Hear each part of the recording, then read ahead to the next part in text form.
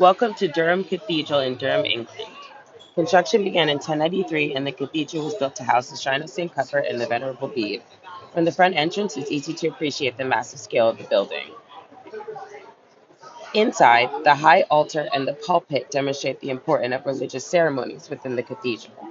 The high ceilings and impressive stone columns naturally draw your eyes upward.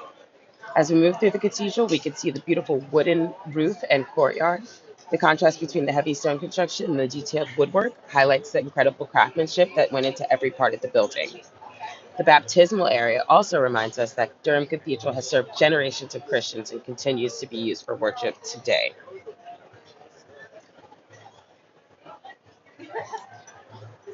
Here we see Latin inscriptions as well as stained glass windows. And one feature that stood out to me was the altar decorated with the angels, as angels were commonly used in medieval churches as symbols of God's presence and protection. Nearby in the Galilei Chapel is the tomb of the Venerable Bede, one of England's most important scholars. His Latin inscription reflects the role of Latin as the language of learning and religion during the medieval period.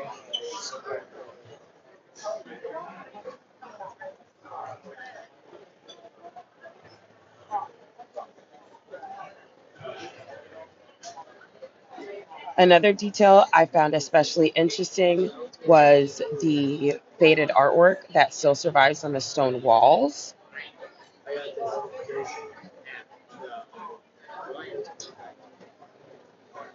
Although much of the paint has disappeared over time, it reminds us that medieval cathedrals were once brightly decorated rather than plain gray stone. We can also see the distinctive dog tooth carvings, a decorative architectural pattern that adds texture and reflects the skilled craftsmanship of medieval masons.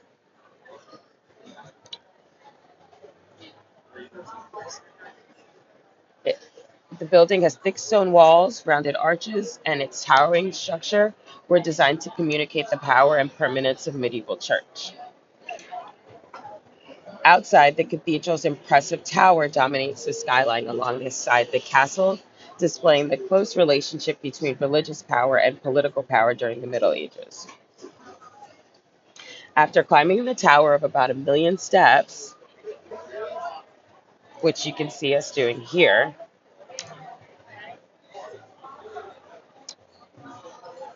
with many breaks along the way, I'd say, climb, climb, climb. Hi, everyone.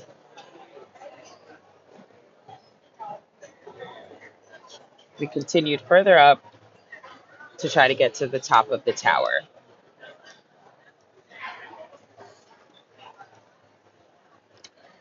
We also passed a lovely little statue of Jesus along the way. There he is.